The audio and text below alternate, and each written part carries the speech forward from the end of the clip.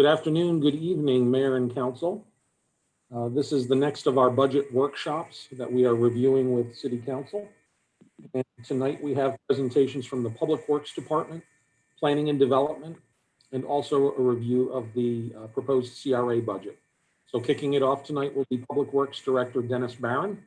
This is his first budget with the city, but he's already taking it in the right direction. So Dennis, I will turn the floor over to you and your presentation. Good afternoon, Mayor and Council. As Mike said, this is my first budget. A whole office full of people. In case you guys have any questions, we'll be available to answer any and all questions we have. We'll get the right one up there.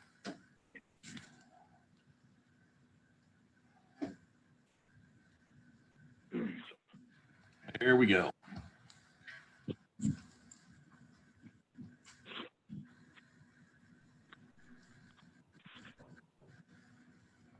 All right, and we shall begin. Okay, so Public Works Department here in the city of Jacks Beach has 5 main missions. First main mission is to manage potable drinking water. Second one is manage wastewater. Third one is manage roads, sidewalks, and right-of-ways. Fourth one is managing stormwater. And the fifth one is managing solid waste, recycling, and yard waste. Our department organization, as it's set up right now, has 5 different divisions across Public Works. And as you can see, according to the org chart there, or the organizational split down from FY 2020 to FY 2021, there is no change in the total number of people. What you will see is there is a shift of 1 person, which was an office administrator position that was in the street department budget in FY 2020 that has been moved to the FY 2021 group. So the numbers didn't change, people didn't change. The position just moved where it was actually contained into the administration department. So we'll start off with some recent accomplishments for the division itself. Of course, the Downtown Redevelopment District Master Plan shows the project number 2, which is 11th Avenue to 13th Avenue South. It's still on track to be completed yet at the end of September, right before budget will be going, the new budget will be going into the punch list items, as well as constructing the ADA Dune Walkovers, which has been completed at this time. The South Beach Redevelopment District, of course, we're talking about the redesign of the Ocean Terrace drainage improvements down on Jacks Drive and several other projects that are listed as part of that. Keep going, Jacob. Other projects that we've done, we've implemented a citywide pavement inspection and work program. Talked about that during the budget showcase and how we're trying to phase that in with our current process that we're doing. So we've got that completed. We have our sewer master plan coming into play. It's under contract now and working ahead. And we've been working on our water treatment plant and wastewater treatment plant disinfection alternative study, which we've been conducting to try to determine what's the best for the long term of Jacks Beach as far as chlorination continuation. So our goals for fiscal year 2021 include continuing with the downtown redevelopment districts. We currently have an RFP that's about to go out the door for projects. Actually, it's out the door on the floor right now for projects 3, 4, 5. Which are listed here under the downtown redevelopment, and then project 6, which is a city funded project, which you'll see on the next page. So all those projects are out currently right now. The first addendums have been issued, so we got another week or 2 before we'll hopefully get some of those coming in to be able to get ready to move on that project. The Ocean Terrace drainage improvements, again on Jacks Drive, will be constructed this year coming up. That's for part of the South Beach Redevelopment District. And then of course, project 6, which is just now at the bottom of the screen, is coming in. For next year, we are looking at the water master plan and the stormwater master plan. We've got a lot of master plans going on all at the same time, which is going to yield us right into our next page of our performance measures. So the performance measures that you see here on this page are performance measures that were in the study last year, the year before. These have been kind of ongoing. With us having current master plans underway for the pavement, as well as the storm or sewer right now, and then stormwater and water. This is going to help us identify what infrastructure improvements need to be made over the short term and the long term, what kind of rates we're going to need to have to be able to cover those type of improvements as we go. And what that's going to actually yield is the opportunity to switch gears next year to some different performance measures, because we're going to actually have some things that we can tangible put out there for projects rather than what's kind of been carried year after year, which is a lot of generics. You know, we're going to do X, Y, and Z as far as footage goes. So for a couple things just to point out on this chart, the second row down, we have the unaccounted for water. Our department's currently, as of April, was running at 1%. The DEP goal, which is mandated at less than 10%. Otherwise, you've got to do a whole bunch of remediation if you have over that 10% number. So you can see from 2019, we were well under that, and we were well under that to the date of April, and we're still well under that 10% goal. You'll see in the bottom of that first box, you see conducting fire flow tests with the recommendation of Steve Shadow as having to do with our fire flow studies. His recommendation is we need to increase that number to 200 flow tests a year above and beyond the 50 that we have been doing year after year after year. We have met our 50 for the year. Obviously next year it's going to be 200. So we're putting some additional demands on how we do those, as well as we're working with JFRD, which do complete quite a few flow tests as well. So we're trying to get that information back from them to be able to account for being able to complete those as well. Nothing really to mention as far as too much in the second set of columns there. The only thing I will point out is there's a Scribner's error showing that we actually constructed lift station number 8 in 2020. We actually designed it in 2020. We'll be actually building it in 2021. So it's in the wrong column there when you get to that.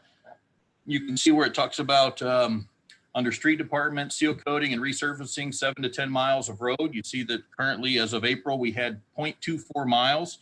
We currently have a little over 5 miles out to bid right now. We'll hopefully have those bids in within the next couple of weeks. And so we're going to be really close to being able to hit our numbers for that yet this year. The sidewalk repair and construction of sidewalk, you'll also see there is a 0. Part of that is we know we've got some sidewalk improvements coming with some of the Jack's Drive redevelopment, as well as the urban trail system. So some of that we're kind of banking back, knowing that as the waves get completed with some of their projects, we're going to be putting in additional sidewalk, as well as some of those. Part of that comes back again to us being without a concrete contractor for the majority part of the year. The one thing that's not listed on this chart across the board, which is permitting. So it's something my department's heavily involved in with planning department, is we get all the permits to review here, and we have a goal of 10 days to turn those around. You'll see in Bill's presentation that we're currently averaging 8.7 days of a turnaround process to get through all of our departments in Public Works to approve permitting. So we are meeting that, but we are going to be looking into how we can speed that process up as well, where it can be. Go ahead, Jacob, next page. So our sources for this year, while the budget is actually reduced this year about $1.9 million, a lot of that comes in the form of the debt service that we're all aware is going to be dropping off here yet this fall. So that's a huge help to our budget to be able to continue to maintain our expenditures. You'll see that capital outlay is down 25%. That's just because of the amount of projects.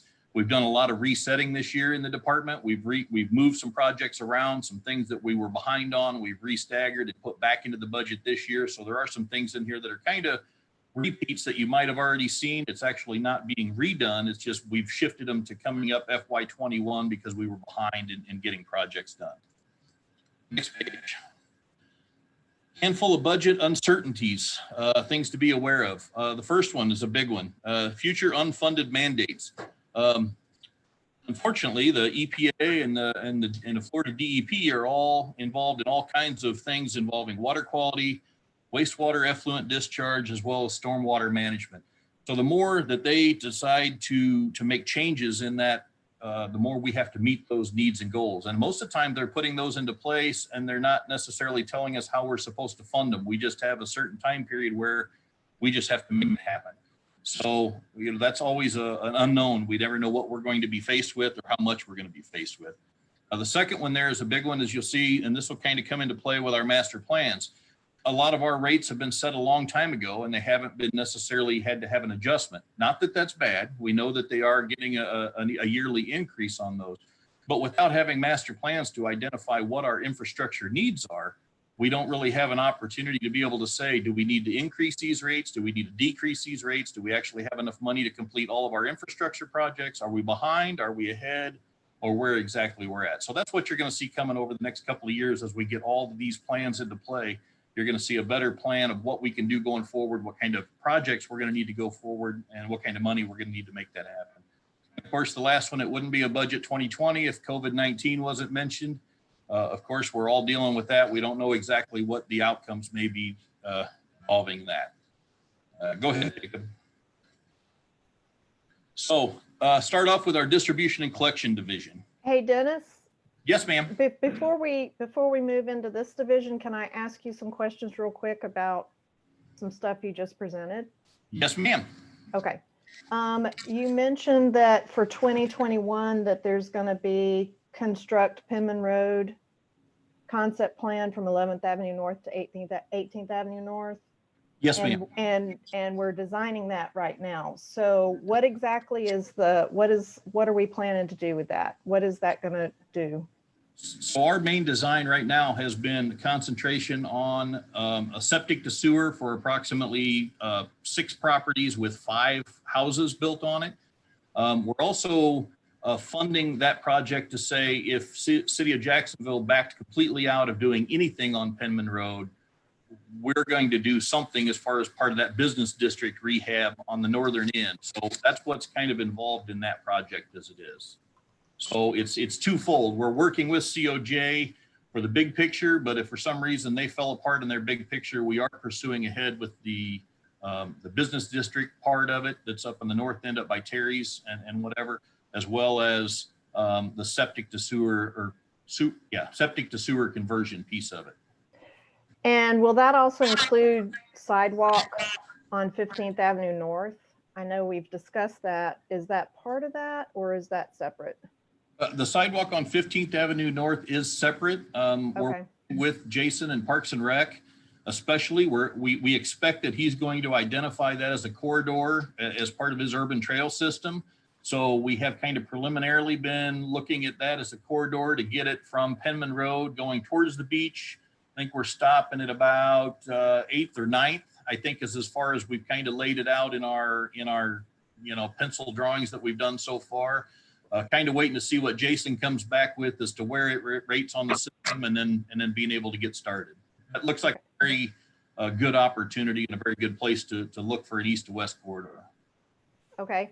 And then one other question I had, what's the reasoning for increasing the fire flow test to 200 per year? That's basically a 20%. So what that's looking at is of the number of fire hydrants we actually have, that's just increasing the number we're actually testing on a yearly basis.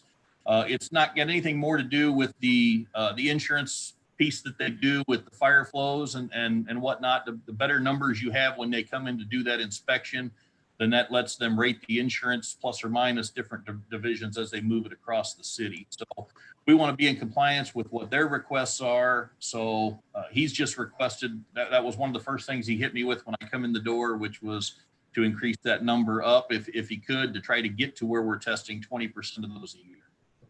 Okay, thank you very much. Yeah, the idea would be to have every single thing tested every 5 years. There'll be some overlap where that doesn't quite happen. But right now, if we're touching a fire hydrant, we are doing a flow test for that fire hydrant. So if we're painting a fire hydrant, we're doing a flow test while we're already there. Okay, thank you, Dennis.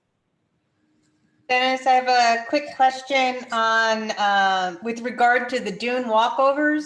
On Yes, the ma'am. south side of the beach, there are many beach end access points, but there are no Dune Walkovers. No walkovers for the dunes. So you have to walk into the dunes or through the dunes, even though it's a public access. Do we have any plans to put some kind of a walkover at the end of those? I believe there are about maybe 3 to 5 of them It's all south of 16th. But, you know, if people walk through the dunes, I believe there's a state thing that says you're not supposed to walk through the dunes. And the second piece is just hurricane damage, that if enough walking through the dune goes down and the water can come into those neighborhoods. So when you say dune, construct non-ADA dune walkovers, are you including all beach ends or only existing dune walkovers? Let me answer that question by saying I know we have engineered all of the walkovers. I'm still learning the city well enough to tell you I don't know that I could tell you individual without actually looking at it page by page and knowing which ones are which. I know when we started looking at them, that some of the things we were talking about as to what order we're going to do them in. But that has to do with where the parking is at, obviously makes the best choice to begin reconstructing them first, because that's where the majority of the people are going to be crossing. But at the same time, we kind of got to take that into place so that we're not wiping out 10 in a row to where nobody can get access where all the prime parking is. So we're trying to juggle all that to put together that plan.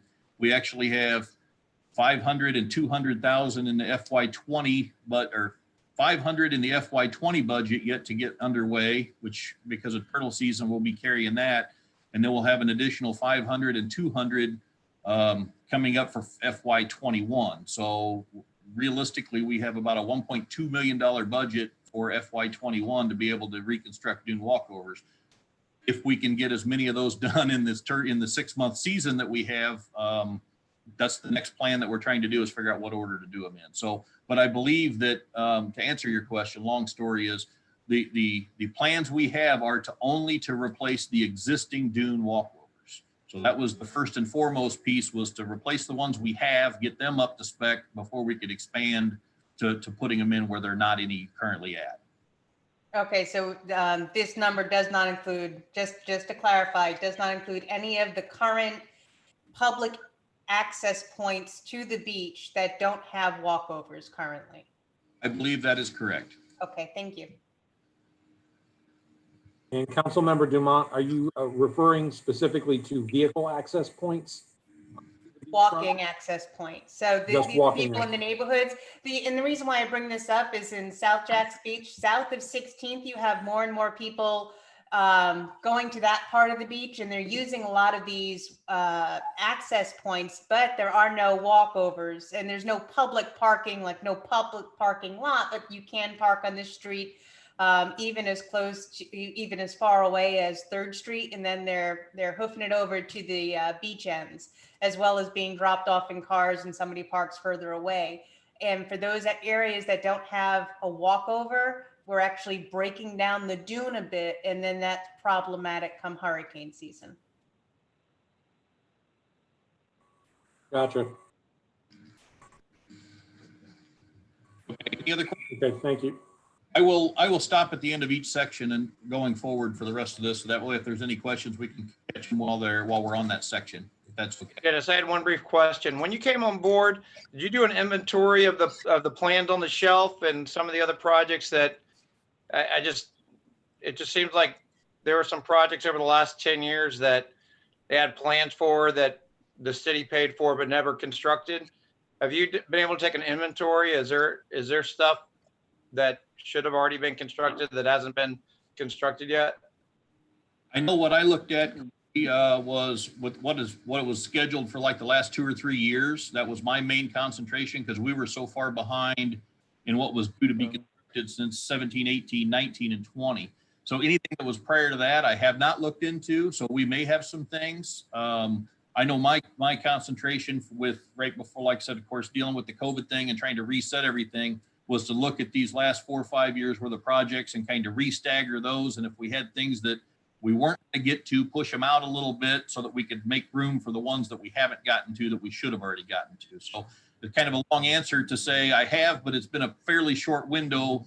Sure. No, I know you've had a lot going on. I just for some reason, I just have in my head that there was a decent amount of projects that have been completed. And if they sit on the shelf too long, the specifications change. You have to go back and kind of update them. And, if we're paying, a couple $100,000 for a set of plans, and they don't get built. And I mean, I know that was prior to you coming on board, but for some reason, I think there's some stuff back there that just never, that actually got funded and never got built. And I don't know really the details of the project, but yeah, I was just wanting an update on that. And I would agree. I know, like I said, just most recently, you just had a lift station that we approved that had kind of fallen off from a couple of years ago, that the money didn't get carried forward. So I agree. And I will be taking inventory of those. I mean, like I said, our reset here for this year's budget was to kind of concentrate on anything that we had going that hadn't been completed. I only went back just a few years because there's such a plethora of projects that you kind of got to draw the line somewhere to say, okay, these are all the ones I know I can get. But yeah, I'll be working with Marty and Kale both to be able to find out what kind of projects are out there and what we got that we need to do, or what we determine that we just don't need to do. Absolutely. And going forward, I mean, I know DOT, there's a lot of LAP funding, SCRAP, SCOP, all the funding mechanisms. I'm not even sure we're really pursuing a lot of them. But do we have somebody that's actively pitching projects to get funding for? We have a little bit. I know Marty has been working quite a bit on the Outfalls project, of which we just got back this week, that says we don't qualify for funding. So I know he's put a bunch of time and effort in trying to get funding for something that fell apart. But we do have, both, well, me as well as everybody else is all getting the email. So we know when some of that funding is going. We're trying to see what we have that we can fit into what we already have. I know we are already utilizing some funding, kind of like that, the septic to sewer conversion. We're utilizing some funding for that to be able to try to pull in additional funds that aren't necessarily budget. All right, cool. All right, great. Thank you. Okay, start off with distribution and collection department. A lot of what's highlighted in here have to do with, like I said, their main goals are basically inspecting their manholes, inspecting the sewer and stormwater mains, to conducting the fire flow test that we talked about earlier, as well as exercising valves. So you can kind of see that their department numbers haven't changed across the board. They stay the same going forward with the same manpower. And move on ahead. And some of their budget pieces coming up, what you'll see is some of the things I've highlighted here. The bottom one of the GIS updates and enhancements, that's part of the asset management process. That was actually budgeted last year. We're pushing it again. It's the same dollars. We're just pushing it again to the next coming year. That's working with finance and some of the other departments. And of course, the study showing what our finance software and how that all relates to public works and the asset management system. So that's going to appear in 3 different places. It's actually the same dollars. We haven't spent any dollars. We're just rebudgeting them, saying that we're going to try to spend them in 21 if we can get moved ahead. Capital outlay, you'll see there's a couple of pickup trucks replaced here for this year, as well as you can see at the bottom that our water main projects, or our water main projects, we're beginning to design in 1 year and construct in the next year. So we're doing that consistently every single year. You'll see what's kind of identified there as the area that we're going to be working on for next year. Any questions on D&C? This isn't a question, it's more of a comment. In future budgets, when and this is just it might just be the title of it. It says division budget issues. Every year funding is going to be an issue, so I don't see these as issues per se, as things that are funded and they're budgeted for in the recommended budget. So but now we do have issues, projects not being completed, like Corey noted, or like the inventory, poor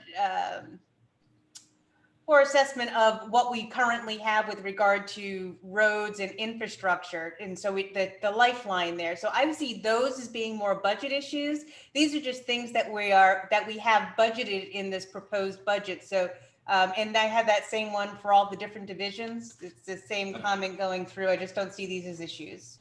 Okay. And I would agree with budget, they're all budgeted. I would agree with you. Like I said, to keep in mind, this was the format that we've done years and years and years. So we just were changing the meat and potatoes of the actual stuff. So that's a good call. I've got that as a takeaway, and we'll work on cleaning that up for next year. Thank you. Oh, and I also wanted to note that I do appreciate the alignment that you were talking about earlier. I'm sure you've watched the other budget meetings and Mike's kind of put the little buzz in everybody's ear for all of the budget hearings, alignment, mission, and all of that. So, and I see Mike smiling. So yes, he has put the buzz in your ear. So thank you. I did attend those as well, but yes, you are correct. He's doing his job in saying to making sure that we're aware of what's coming and what you guys are expecting as we move forward. Okay, so we are at the pollution control plant division. You'll see at the top, of course, our yearly 2.4 million gallon per day average. That's right on track to what we have been. Actually, I think that's a little bit down from what it was last year. You'll see at the manpower at the bottom, there is a slight shift. It's the same number of manpower, but we've reclassified due to the pay study. There was utility plant mechanic 1 and 2, which are now just called mechanics 1, 2, and 3.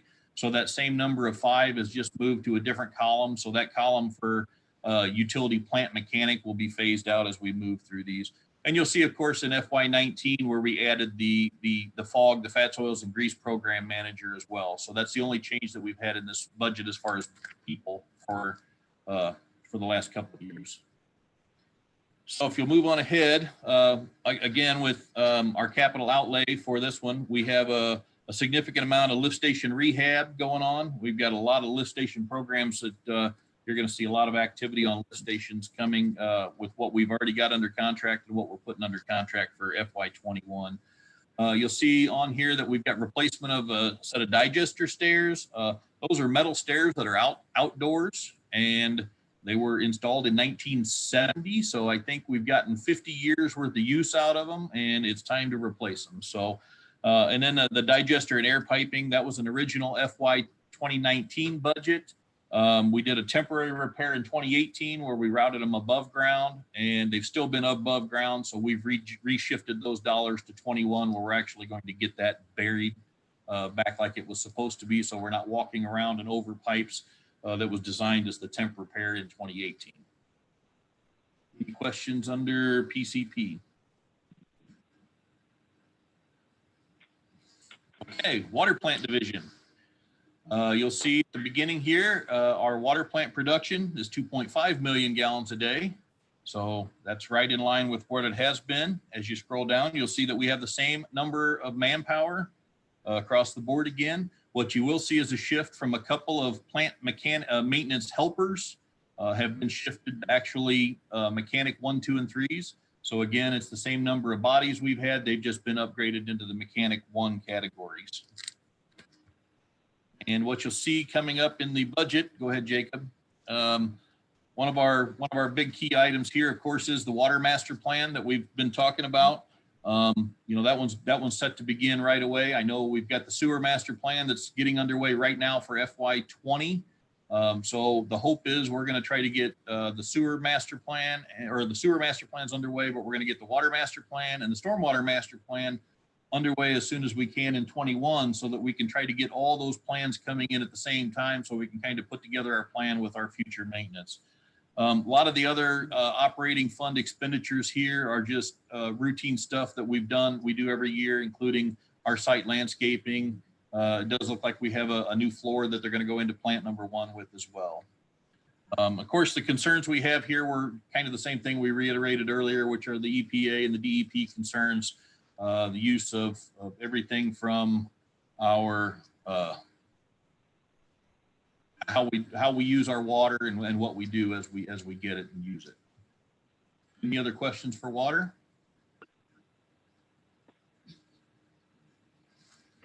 Okay, streets division. So a lot of statistics at the top talking about our city and how much right of way we have and road miles. And so this has been a big learning point for me for streets division. So streets in Florida are taken care of a little differently than they are in Illinois. For one, I haven't seen any snowfall or snowplow damage or curbs being ripped up. So it's kind of an interesting process of how we do our street repairs compared to how I'm used to. So this has been a little bit of a learning curve for me. I will tell you that if you compare our roads here to what you have up in Illinois, these roads are fantastic.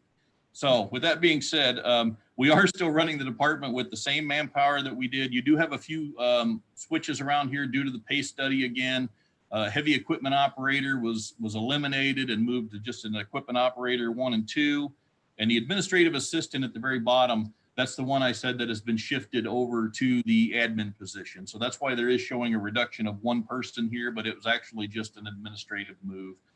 A lot of the stuff in the middle, like I said, is just doing the routine maintenance of our stormwater drainage systems, of our ditches, of our right-of-way cleanups, of our sidewalks, and that's where this department really excels.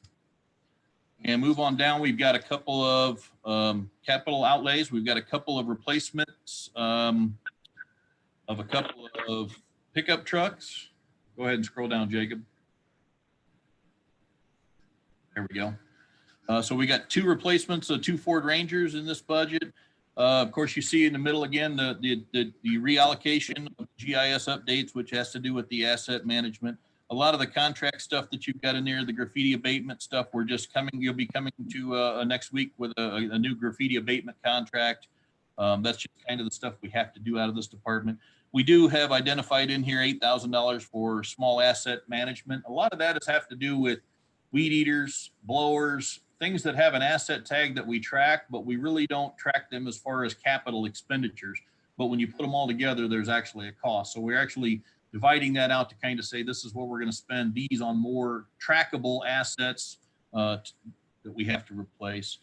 What you'll see at the bottom here is the local option gas tax showing how we're divvying up the funds that come in for that, showing that we're spending the $250,000 for roadway maintenance and various other projects. The final line on this page you'll see is funding to replace the John Deere tractor and bush hog that we utilize throughout the city. That's an expense that's part of the general capital projects fund, where we save money every single year to kind of hit these bigger pieces of equipment when they come up due. Any questions for streets?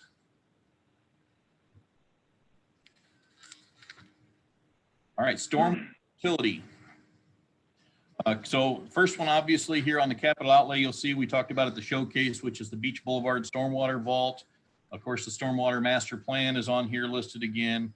And there's a new trailer mounted 8-inch pump. Okay, so we are actually replacing one, but we're still going to keep the old one as another backup, because when it comes to when and if we have to pump stormwater, we need every pump we can possibly lay our hands on. So we are buying a brand new one, but we're going to keep the old one in inventory to be able to utilize as an additional one. And of course, at the bottom here, you see again the GIS updates and enhancements, which is part of that asset management. A lot of the other funding and expenditures here are all the day-to-day operations for what it takes to be able to keep the stormwater utility up and operating, from everywhere from weed and maintenance, desilting, as well as landscaping and whatnot around those bays as we go. And next page. Here's a little blurb at the bottom of this one under other concerns, has to do with the FDOT project, which is going on up at the north end by Fletcher. You can see in here, according to this, it was 73% as of April 1st, and they were on to be at a completion in mid-September. I think they've moved that just a few days now because of rain, of course, but they're still talking about finishing that project up here yet this fall. So that project will actually be completed. I think they're showing 92% complete as of last week's meeting. So they're actually getting right on through by their percentages. Anything else for stormwater? All right, well, my final one is sanitation, which is the easiest one I have because there's not a lot here. What you'll see is a big reduction in capital outlay. That's because last year we purchased a street sweeper. Don't need to purchase a new one this year. So there's no capital outlay. So that makes the budget look really kind of upside down a little bit with that expenditure not being in here. Otherwise, there's not any additional funding being spent other than just the annual CPI increases that are contractual for the sanitation services that we have. And next. I have a quick little question while we're looking at the street sweeper number there. What is the life expectancy of a street sweeper? 5 years is what So are we putting away a fifth of that every year just so we don't have to keep chunking out to 300,000 every 5 years?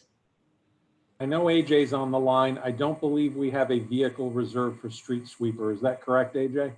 In the cash flows for the sanitation fund, Ashley and I have programmed into the cash flow where we're setting aside about a fifth every year in order to try and anticipate replacing it once every 5 years. Okay, I just want to make sure that we have that going on. Yeah, Thank and you. it's more a financial exercise to make sure we don't run into a cash crunch at the fund level every 5 years. Perfect. Thank you. Quick question, Juice, wouldn't that be part of the capital retention program or with the capital something program? Yes, this is Juice speaking. Thank you, Mr. Mayor.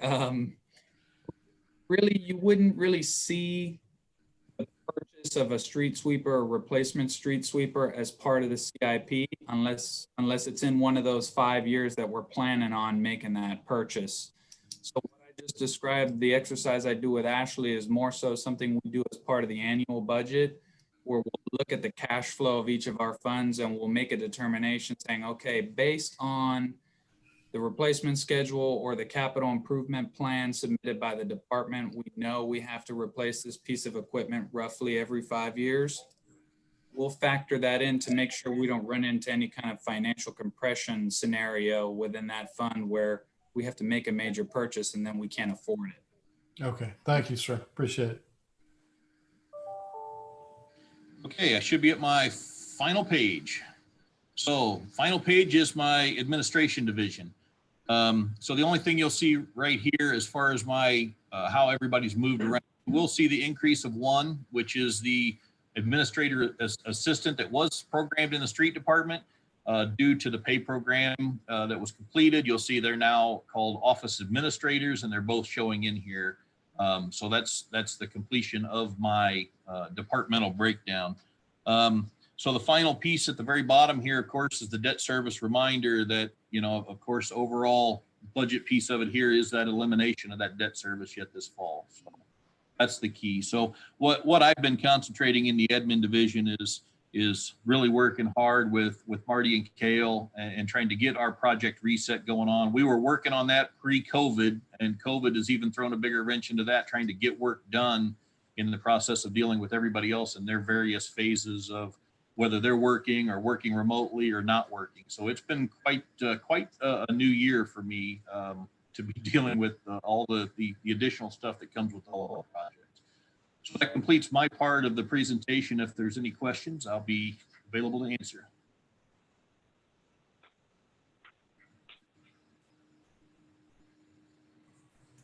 Pretty good job for first go around, Dennis. Thank you, sir. I Yeah, nice appreciate job. Welcome to Jack's Beach. During COVID. Yeah, this has been crazy. That's for sure. It's been a roller coaster for 7 months. So, but I enjoy every bit of it. Thank you. Good deal. Thanks, Dennis. Thanks for all you do. We're now going to go over to planning and development, and we'll ask Bill Mann to step into the room. Oops. All right, Planning and Development Department. Start out with the mission of our department. That would be working together to build a better Jacksonville Beach. Simple, but it speaks directly to why this department exists.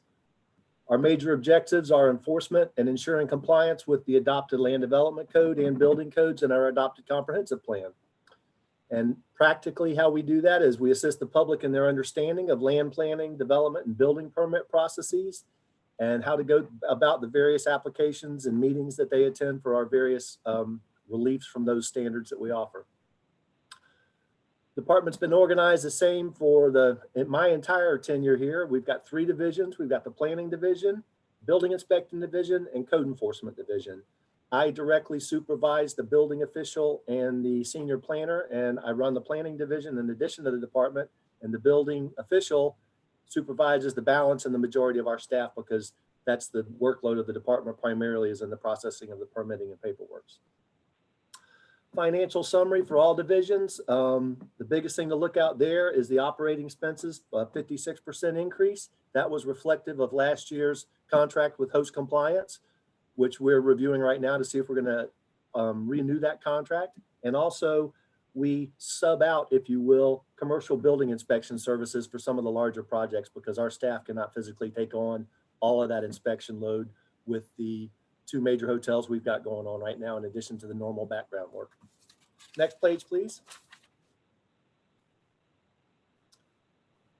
The FY21 budget for the department increased by 15% from the 2020 budget. City Council approved the consultant services, as I said, for the short-term vacation rental and for commercial construction inspection services. Planning and Development Division works with the Planning Commission, Board of Adjustment, and Community Redevelopment Agency. The authorized positions in that division are myself, our senior planner, Heather, and one new position, which is a transfer, which we'll talk about as this goes on. We have a dedicated permit specialist handling support for the Planning Commission and eventually the site plan review because of the additional workload Heather's taken on with trying to tackle this short-term rental compliance. Recent accomplishments. We've processed 260 land development code related applications this year, including 6 land development code text amendments, which y'all are all aware of, 14 development plan applications, 4 concept plats, and 1 final plat application. Next page, please. We also prepared an amendment, and you did approve it, to the 2030 comprehensive plan to address statute mandated peril of flood requirements. That was fairly recently. We continued our commitment to providing 10-day turnaround for initial review of development plan applications. We maintain city representation on the North Florida Transportation Organization's Technical Coordinating Committee, maintain representation in the Duval County Local Mitigation Strategy, and we also maintained our participation in the NFIP's community rating system, and we've maintained our Class 6 CRS rating, which offers residents in flood zones significant discounts in their required flood insurance premiums. The Planning and Development Division goals for 21, the major ones. First, and I'm in anticipation of this, is reviewing the 2020 US Census data when it comes available to determine at that point the need to update various elements of the comprehensive plan. Another big one is maintaining our standard of distributing development plans within 2 days of them coming over the county and completing that review within the 10 working days I referenced. We're getting back to that since City Hall's opened up. It was a little dicey during COVID, but we're getting back to that standard. The last one, continue to provide professional administrative support to the CRA and hire a new development program manager. And we've got that salary slotted at the job position would be, I believe it's the 55 to 82,000 range. So we feel comfortable we can find a good candidate within that range. And we do not have any anticipated division budget issues for the upcoming year. This next page. Bill? Yes, ma'am. Can you go back to the financial summary by division? Under code enforcement, we have a decrease of 37.9%. Yes, and ma'am. Code enforcement has been an issue that we've been dealing with for a while. So can you explain that decrease when this has been something that we've been trying to up? The decrease is reflective of the fact that our senior permit specialist, who actually oversees the entire department's permitting processes, she had been historically associated with code enforcement because she provided some support to code enforcement. And now she has just been shifted to the building inspection division, reflective of the fact of her broader responsibilities. And she still does, and so one of the other specialists still does provide support to code enforcement, but budgetarily, the lion's share of their work is within the building inspection division. So it's not a reduction in staff. The people are here, the duties are still getting done. It's just a shift over for accounting purposes to the building inspection division. Thank you. Yes, ma'am. Okay, where were we? Okay. The last, I was just going over the division goals. The last one was, I said, to continue support to the CRA and hire our new redevelopment program manager that our consultants are working on the job description for as we speak. And okay, at page 4, that's our metric for development plan review, which is the primary and hard measurable objective we have for the division. And that bar chart just simply represents that all departments are compliant with our 10-day initial review time, and we strive for that. Next page, please, Jacob. Okay, Hey, we're going Bill? to move to. Before we move to that division, can I ask you a question? Sure. You mentioned something about host compliance in that contract, and you're trying to consider if you're considering whether you're going to renew the contract or not. Yes, ma'am. Considering that we don't have very good compliance right now with the vacation rentals, Is there a reason that we would not renew the host compliance contract, or what are the thoughts there? No, that's actually just a slice in life of where we are at this point. Okay. Let me back up. Host compliance was bought out, absorbed by a larger company, Granicus, which most people are fairly familiar with.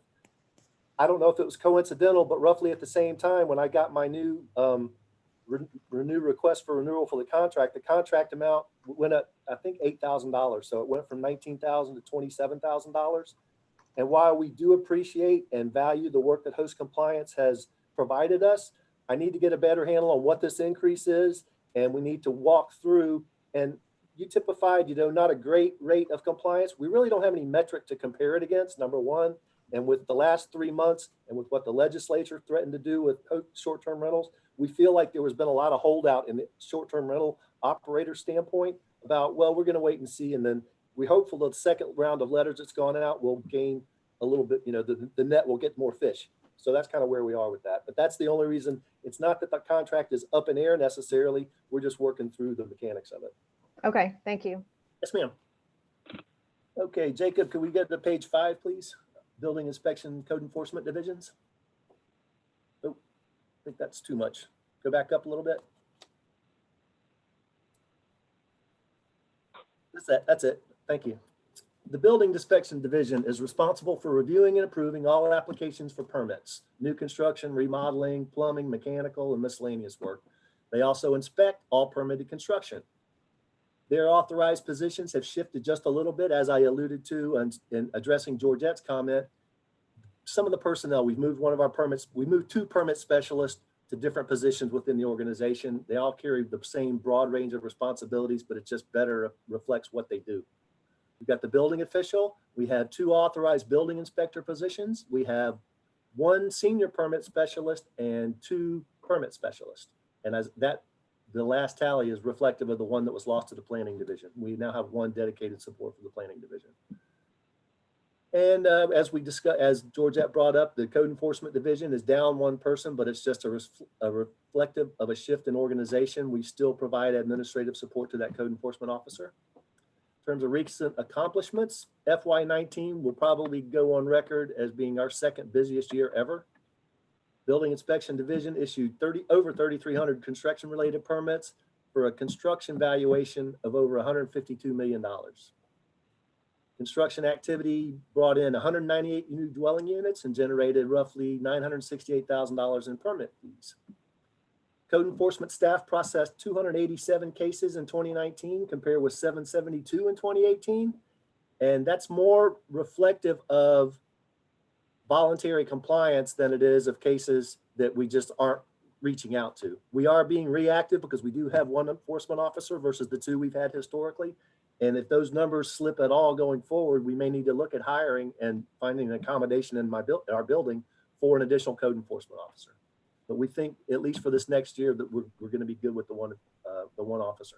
Bill, I'm going to jump in real quick. Code enforcement's a big thing.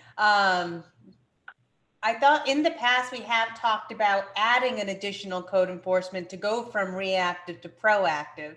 A lot of people, our main goal is compliance, and we end up having not a rift, but tensions in communities when neighbors have to kind of rat another neighbor out, and the neighbor on the other side is doing the same thing, but there's some kind of a kerfuffle between the original 2, and then the one who gets fined or gets the citation looks at the one that's 2 houses down saying, well, why didn't they get one? Because the code enforcement officer doesn't have the time right now, doesn't have the bandwidth to, when you're addressing one issue, look around the whole area to see other issues that could be popping up.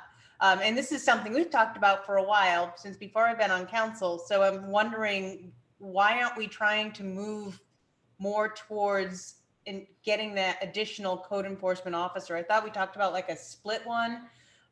We also brought this conversation up with regard to the CRA in downtown.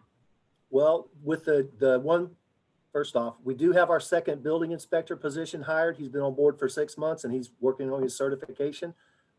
I discussed with the building official recently that once these 2 inspectors are out fully going, it may be that they're at 60, 70% of the capacity for code enforcement, I mean, for building code inspection, that person was hired on as a remediation to a certification. We were required to hire that person. So I think we're going to get some freed up time from both of our building inspectors to help assist in code enforcement. That's number one. That will help add manpower to that situation. Number two, I do feel that the redevelopment program coordinator could at least serve some of that capacity within the downtown area. So fractal portions of 3 different people's employees that are currently employed, I hope will be able to take up some of that slack. Beyond that, we need to find out what the results of this city hall-wide space study are and see where we can put these people, because I'm pretty packed out in my department right now, physically.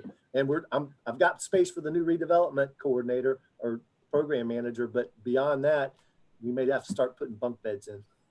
Okay, and just one more follow-up. Have we done a comparison to similar sized cities to find out how many code enforcement officers they have to make sure that their citizens' voices and concerns are being met? No, ma'am, we have not.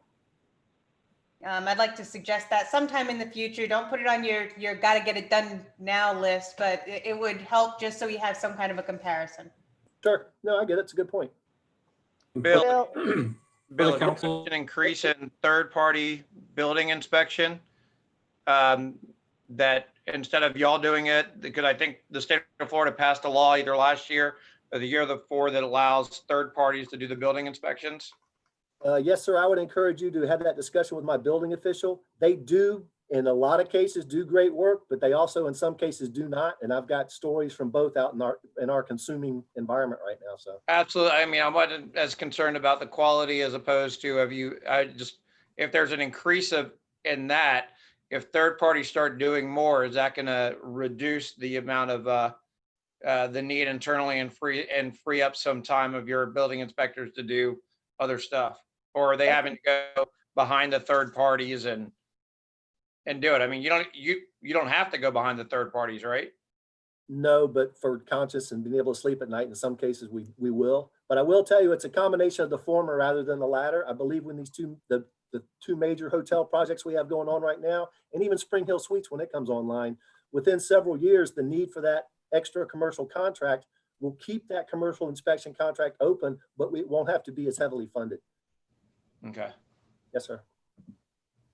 Bill, I just want to echo what Georgette said. You know, code enforcement issues are a big issue that I hear a lot from citizens. So I just think that's something that we need to, I would like to see us become more proactive rather than reactive with regard to that as well. Yes, ma'am. Council may recall that back in the spring when we reviewed the budget assumptions with council, the original thought process was to add a couple positions to the budget. One of those was a code enforcement officer. Because of the current financial question mark of where we are, that position is not included in the proposed budget at this time.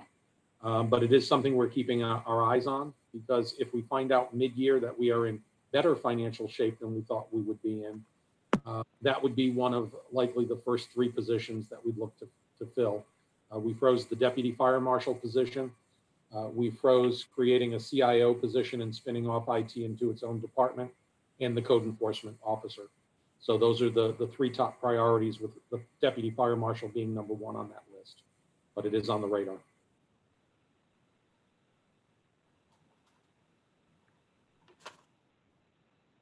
Okay. Back to you, Bill.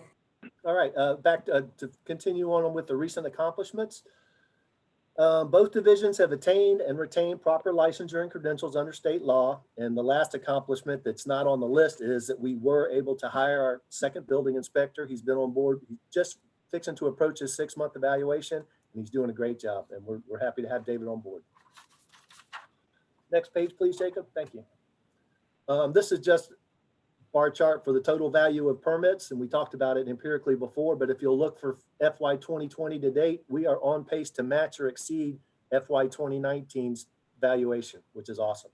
As I said, this has been our 2nd biggest year. This could be replacing that as our 2nd, if not be our top year. So we're doing great.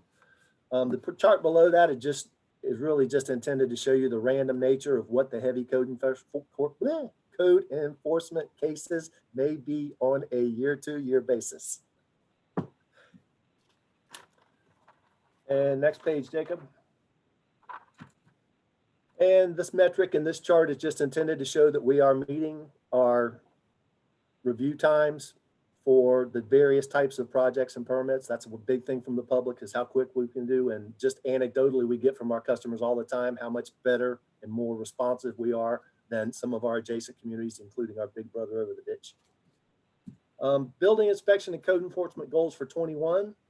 My building official is adamant that our permit technicians all receive permit technician certification.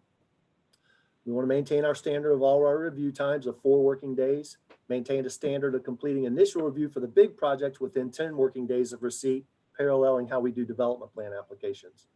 We try to issue our trade permits for miscellaneous work within one working day of receipt. A lot of times we get them done right over the counter, so it's one-stop shopping.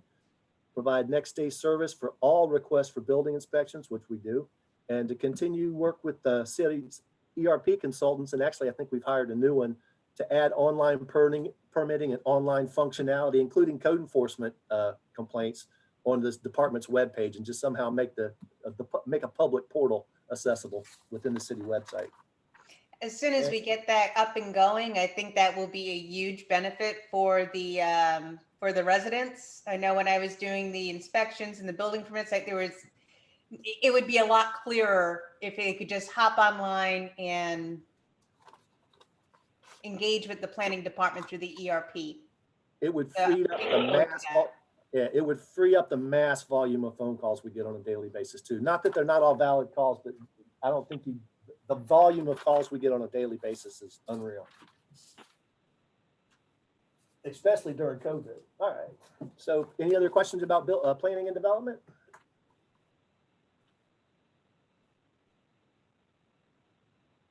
Going.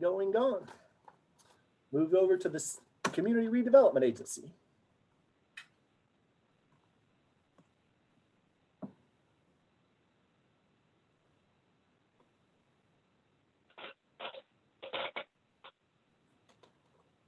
Okay. Some of the initial part of this will be perfunctory to you. The mission of our CRA is responsible for maintaining our 2 redevelopment districts, the downtown district and the south end district. The agency receives administrative, engineering, and project management support from my department and from Public Works and from the Parks and Recreation Department. The board is a 5-member appointed board from City Council, and they were created for the purpose of carrying out a community redevelopment program for the city, as is manifest by our 2 separate districts. The downtown district generated $6,800,000 in TIF revenue in FY19, and the South Beach district generated $4.6 million for that same period, FY19. Management, I am the administrator. It's 25% of my time and 25% of my salary. I'm supported by our city engineer at 25% of his salary, and also our Public Works project engineer, Cale Moore, at 75% of his salary. And as I alluded to before, our new CRA program manager will be 100% funded by the CRA. But as you will find out as a council, we will have to go through a pay plan amendment to add that position to the city's pay plan. And it will ask his salary and everything, his or her salary will also be through city processes, because the CRA itself is not set up for payroll, hiring, and that type of process. Next page, please, Jacob.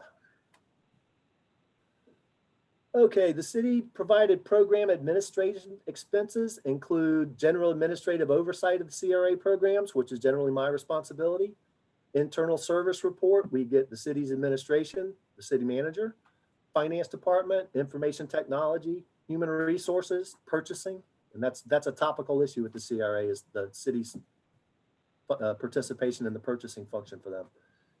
We also get engineering and planning services to abide the CRA and the objectives of the adopted plans. And the last one is legal services provided by in-house counsel and or outside counsel and associated with the attorney as may be required from time to time. And we typically have, I think, about 30 grand a year budgeted for outside professional services for legal consulting. Bill, that, and here when it reads the city provided program administration expenses include, these funds are coming out of the city accounts or the CRA accounts? Because yes, no, it's a little bit of both. I mean, Ashley, if you want to help me out with that a little bit, I Because think the my- legal services, that's a permitted use of TIF funds. Yes, ma'am, but I don't believe the CRA pays any proportion of of our city attorney's salaries, whereas we're in contract with Cliff Shepherd's firm right now, so we do a little bit of both. Before we had him, before we had Mr. Ambrosio as in-house counsel, we did have Susan Erdely and for a brief time Denise May. They were not paid, I don't believe, from the CRA though. I believe that they were basically the same as Mr. Ambrosio and were part of the administrative services. And Ashley will correct me if I'm wrong. Is there a reason that we're not allocating the costs to the area that if we are hiring them or they're working on CRA issues, why aren't we then charging the CRA? They are being charged directly to the district that is requesting the service. Okay. Okay, so that is coming out of CRA. That's not the, okay, thank you. Yes, ma'am.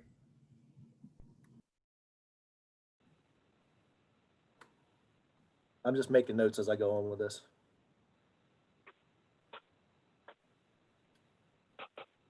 Okay, next page, please, Jacob.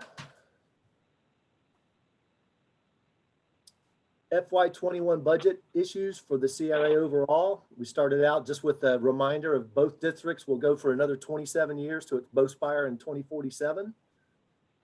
We do have a request for proposals that we're going to let out in the next several weeks for the design of the remaining Phase 3C infrastructure projects downtown. That's that entire area from Beach Boulevard down to 13th South. We're just finishing Project 2, but Projects 3, 4, and 5 will be let out for design in 2021. And once that contract is negotiated, it will become a mid-year budget amendment to the CRA budget. Another one is the continued implementation of the Dick Site Partners lighting, bike plan, parking, public art, site furnishings, and wayfinding sites plans. Several of those were funded in this year's budget, and we're hopeful to get these kicked off before the new fiscal year. The art plan will require some outside consulting assistance, and we're still designing the revised pier entryway plan, but there's no hurry on that necessarily because it's going to be up to 2 years until the pier gets finished. So we'll implement that when that's done. Looking at the financial summaries, you'll notice the big increase is capital outlay, and we'll get to a little bit about the specifics of that new capital outlay when we get to each district. But I will tell you that that's new for this budget, and you see that giant increase because traditionally we have funded capital improvement projects throughout the year as they're approved. Florida statute now requires that we do that based on an estimate at the initial budget time. So we're now providing an estimate of what these capital outlays are going to be at the beginning of the year rather than as they hit for funding. Hey, Bill, real quick, I just want to go back to the Dix Height bullet point there. It Yes, ma'am. seems like we've been talking about the bike parking and I know the lighting is is held up because of the turtle. You know, we wanted to be able to incorporate, any modifications that we need to include for the sea turtle lighting, but it seems like we've been talking about the bike parking and the site furnishing and the wayfinding signs for a long time. Is there any reason why we haven't been able to get those parts done sooner? Staffing and competing needs with my time for the agency at this point. I mean, I think this is going to be a lot. The pace will pick up if and when we successfully hire this program manager. But it's quite simply, it's 10 hours of my week and I can only do certain things. And every month I get different and new directives from the CRA. I'm still working with Dick Height on the pier entryway plan. And to positively address your question, we are packaging the bike parking and the site furnishings plans because it's the same type of construction related work. We're packaging them to get those to go out to bid by the end of this year because as I said, we put them in last year's year-end true-up budget for funding. The what's the other one? The wayfinding signage plan, that's going to go out separately and we'll put that out as a request for bids, hopefully by the end of this year, by the end of this fiscal year, which means by October. Okay, thank you, Bill. Yes, ma'am. Bill, I had a quick question on financial summaries with Okay. personnel services. That seems ma'am. very low with adding the CRA person. Well, it looks that way on this chart. I'm going to get Ashley to, or AJ can help me comment. Bill, I can chime in on that real quick. Okay. Councilmember Dumont, what you're seeing there really is kind of the net impact of, since that's the roll-up summary for both districts, you're seeing the net impact of the addition of a CRA program manager, along with some personnel shifts which occurred for police in the Downtown Cape program. Okay. As they shift personnel in and out of there, budgeting for their salaries and benefits each year kind of changes, especially as they might have different benefit selections from one year to the next. So that's what you're seeing. Okay, thank you. And you'll see that a little bit when we get to the downtown district versus the south end district. It's seeming, the impact is seemingly slanted to the south end, but it's, as AJ said, it's an amalgamation of different things within those funds. All right. Okay. Next page, Jacob. Operating expenses continue to fund enhanced levels of maintenance and the TIF improvements for both districts, including all the improvements at South Beach Park and the improvements of Oceanfront Park and Latham Plaza downtown. And with the Dix Heights improvements, also with some of the streetscaping downtown, because they will have some of the bike parking will go in along the walkable portion, the pedestrian friendly portion of First Street. Recent program accomplishments downtown. Phase 3C Project 2, which from 11th to 13th Avenue South will be completed in the fall of 2020, which will be in this fiscal year. And the reconstruction of all roadways between 11th and 13th Avenue South. We will have completed the construction. In fact, we just have completed the construction of the 3 ADA accessible dune walkover structures. Hopefully y'all have gotten out a chance to look at those and seeing that synthetic material.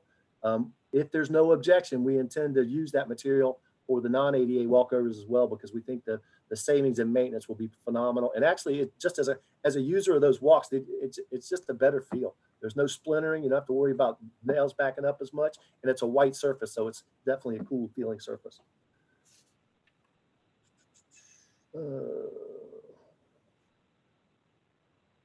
Okay, we also this year, as was touched on by the Public Works Director, we completed the design of the CRA's 25 non-ADA walkovers and the replacement of the seaward extension of 15 stormwater outfalls, so we don't have to keep digging out the dune before every storm.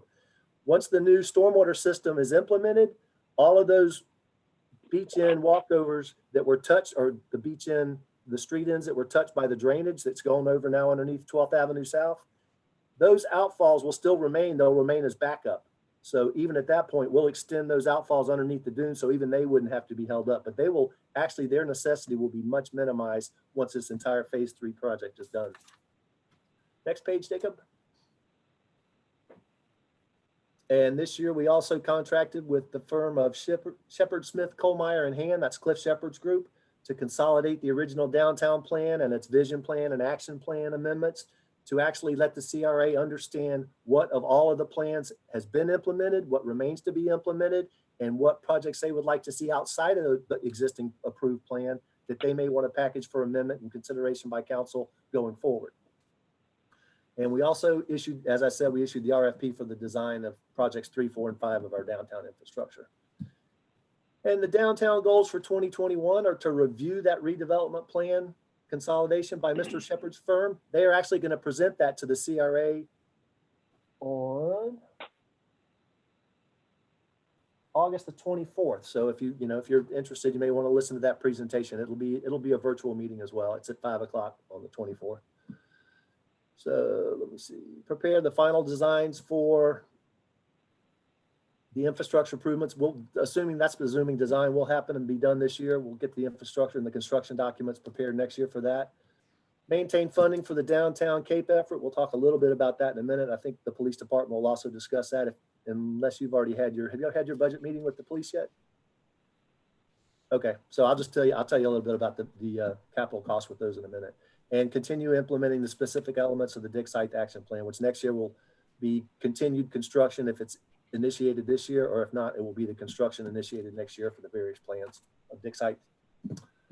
And the next page is the pretty picture showing that how in 1984, when we started, the entire downtown valuation was just under $50 million. And today in 2020, we're now at $650 million in valuation. So that's, to me, a huge success story and the positive effects of redevelopment. Bill, Yes, ma'am. Who said that? Me, I just have a quick question. You know on here, and I know that we're waiting for Cliff Shepherd's group to have that checklist of everything that the consolidation of all the plans downtown. But I'm Yes, not seeing allocated funding for a lot of those non-infrastructure. That's because we don't know what they are yet. As soon as- So what do you see as the timeline to actually get moving on this? Because we've been talking about this for a long time. The bike racks, the lighting, all those things that Sandy was mentioning. These are in the plan. This is identifying what remains to be done that's in the plan that we haven't identified a program funding for. We've programmed funding for the bike rack plans. We did that in the year end. The consolidation plan is to see what else is out there that we haven't contemplated that is not in our 5-year CIP or in our budgeting process. Does that make sense? Yeah, I guess I'm just not seeing the list of projects that we're funding through the CRA this year for downtown or south or the south end, with the exception of infrastructure projects. The infrastructure projects are laid out, but the other projects aren't. Okay, you're not seeing the ones for the Dix Heights plans because they were approved in the year-end budget true up last year. So they're in our current budget right now. And that's why we intend to get them let before September 30th. And if not, those funds will carry forward into next year, but they've already been funded. So it's not new funding items for this year. Whereas the art master plan, we don't know what the valuation for that's going to be because that's going to require a case-by-case vetting of what is the budget for and what level of art work do we want for the different locations. And that's going to be a group effort. And it's people we don't have. I envision that being by some committee. I've gotten some input from Ms. Hoffman about some people in the area that have done work in city of Jacksonville. So I'm going to reach out for professional assistance on the art plan. So that would be a mid-year budget mod to get money into that for the art plan. And we will do that. It's just, we don't know what that dollar amount is yet. And I don't want to be that I speculative. just want to see us actually start moving on this stuff instead of just always sitting on it and waiting. Thank you. Understand.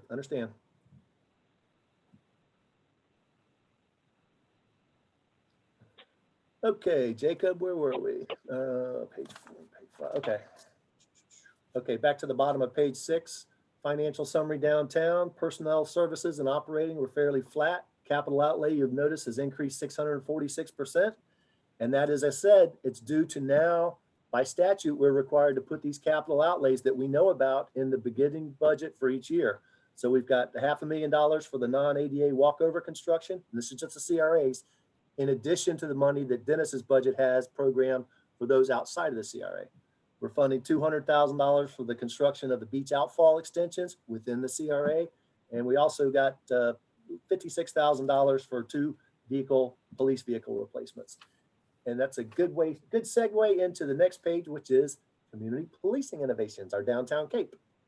I'm happy to say that CAPE has been authorized the 11 positions, and right now we are fully employed in those 7 positions. We have the full CAPE force, fully staffed. And if you look on the biggest change for them, capital outlay, is the $56,000. That's for 1 automotive vehicle replacement and 1 Segway replacement for this year. Budget issues downtown.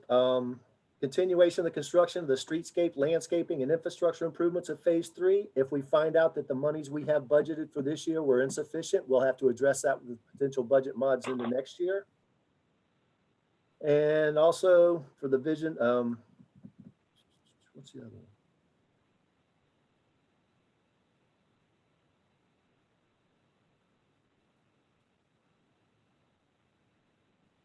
Oh, that's the continue. Okay, I'm sorry. That's the budget. The issue will be whatever the contract is to do the work to let out projects 3, 4, and 5, continuing the infrastructure work. Sorry, I got my 2 backed up. Southeast District. Next slide, Jacob. Page 8. Yes, sir. Thank you. Okay, since the adoption of the South End Redevelopment Plan, 7 major public-private projects have been completed. Riptide, South Beach Regional, South Beach Parkway Shopping Centers, Ocean Cay Subdivision, the South Beach Mixed Use Development, which is the Pier 1, the World Market Little Center, Paradise Key, and the most recent was Ocean Terrace.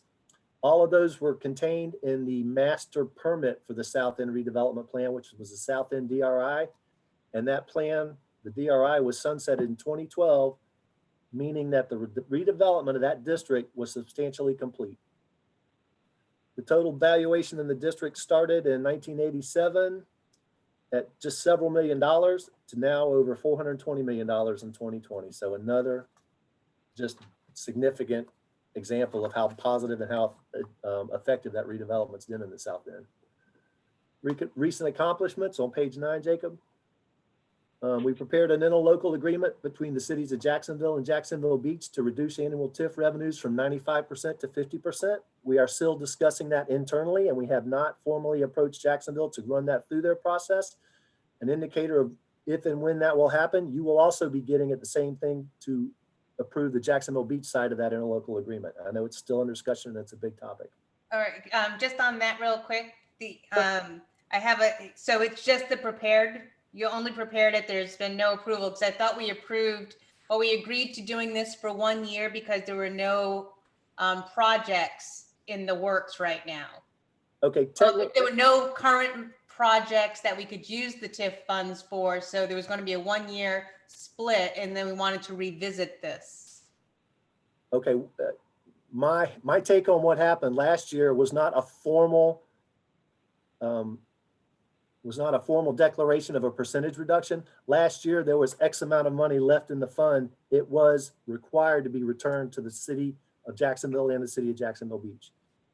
This is more an effort to formalize that in response to the fact that even though we do have projects coming forward and will soon to be identified by the CRA in the next year or so, to start spending some of that money, it's still not going to equal the amount of money we have coming in each year because the redevelopment, as was approved in the original plan, is substantially complete.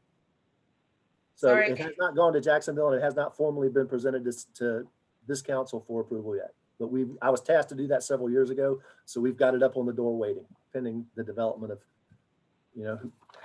who prompts us to take it forward. Thank you. Yes, ma'am.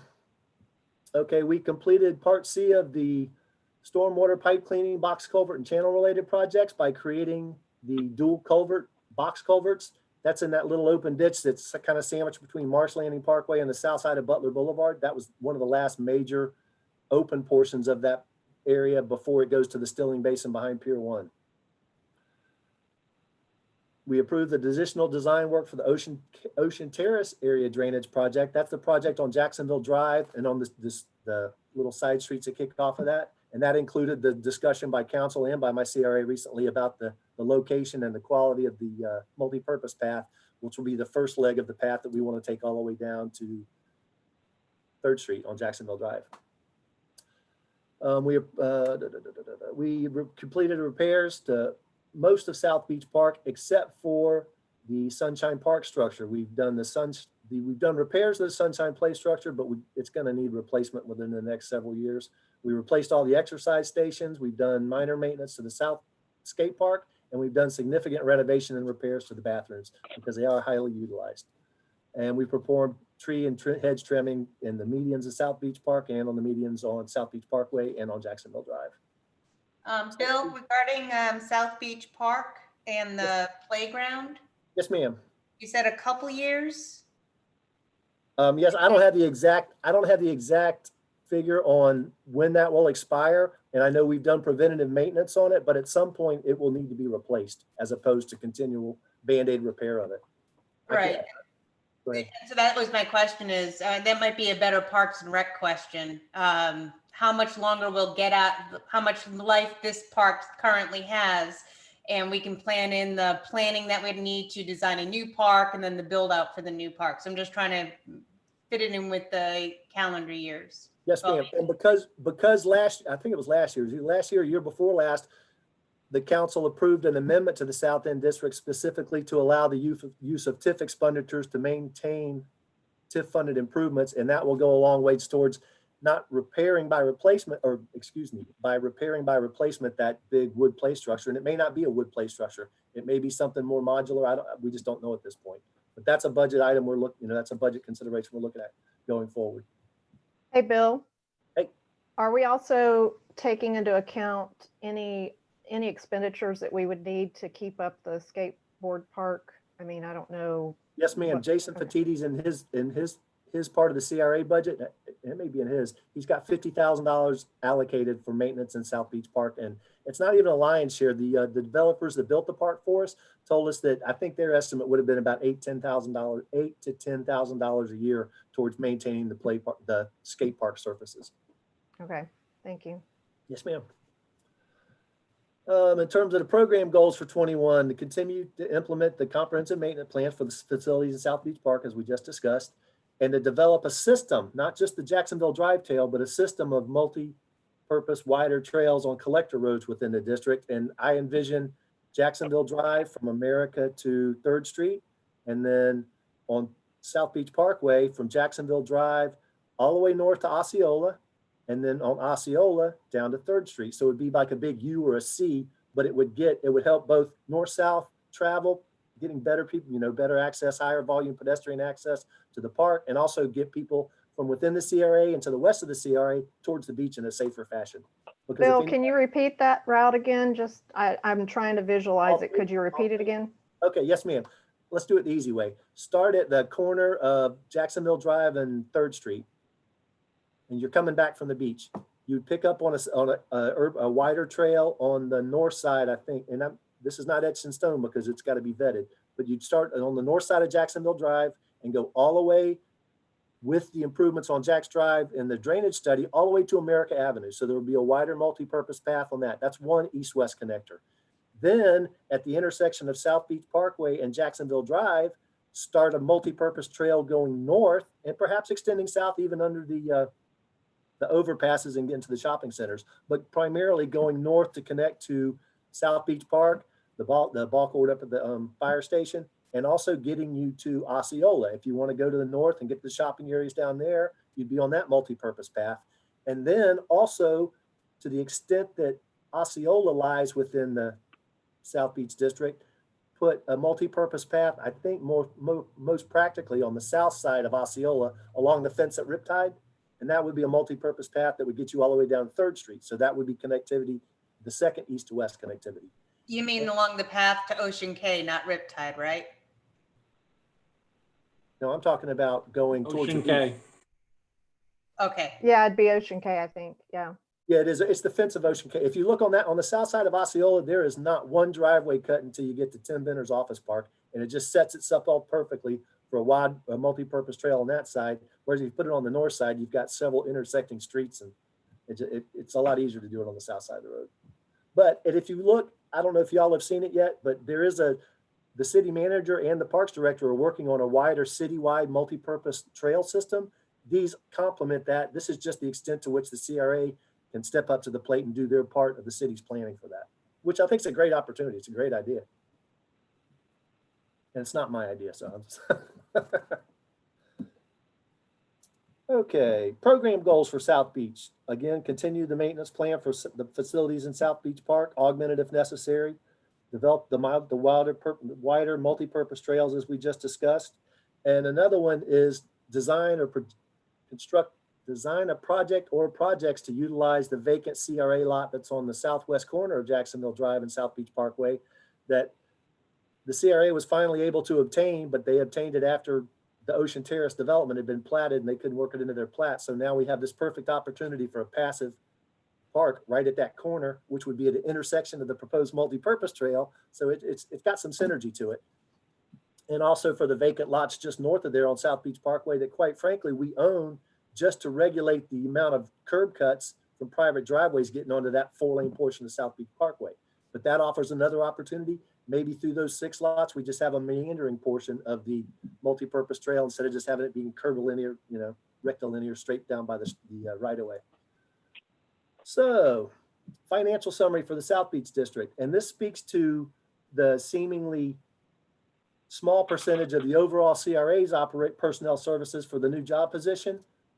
In the South End, that's the major change to personnel services. So it seems to be affected disproportionately more than does the downtown or the CRA's personnel services as a whole. And AJ's nodding, so I got it right.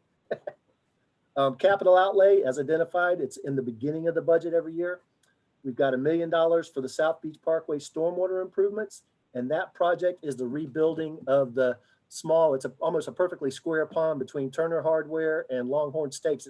You'd think it is basically in the shopping center parking lot, but it's a city-owned facility and it needs to be redone. It had been programmed for reconstruction, but they were going to do the sheet pile improvements. But then the prior project that had sheet pilings identified in it came in at such a phenomenal cost. We revisited how they were going to reconstruct that South Beach Parkway pond. And we think we're going to do it from within the pond as opposed to driving sheet pile and do it with a stacked block system. That's the thinking right now. And that's dropped it down to about $1 million. We've got $1.6 million funding for the stormwater and roadway improvements phase 4 and $150,000 for the South Basin stormwater outfall channel improvements. The outfall channel exists outside of the CRA. It's where you leave the stilling basin behind World Market and Pier 1, that long linear stilling basin. As soon as you leave that and go by Ocean Park Apartments, that's when you leave the district. But by interlocal agreement with the county, we can now use CRA money to positively improve that downstream channel that hasn't been maintained, I believe, since at least the last 20 years. And it needs desilting, it needs bank stabilization. And we are able to do that with TIF funds because of our interlocal agreement that we've got with the county. And budget issues for the South Beach are to provide for long-term maintenance of tax increment funding improvements, including the infrastructure throughout the South End redevelopment area, and also to provide funding for any new initiatives as may be identified by the CRA. And if you got any other questions, I'd be happy to answer them.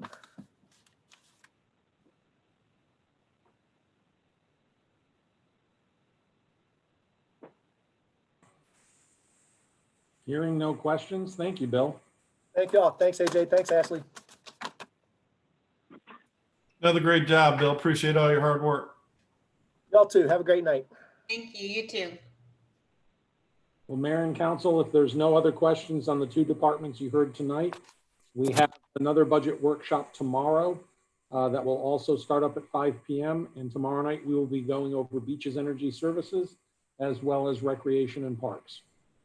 With that being said, we'll see you all tomorrow at 5 o'clock. Thank you. Have a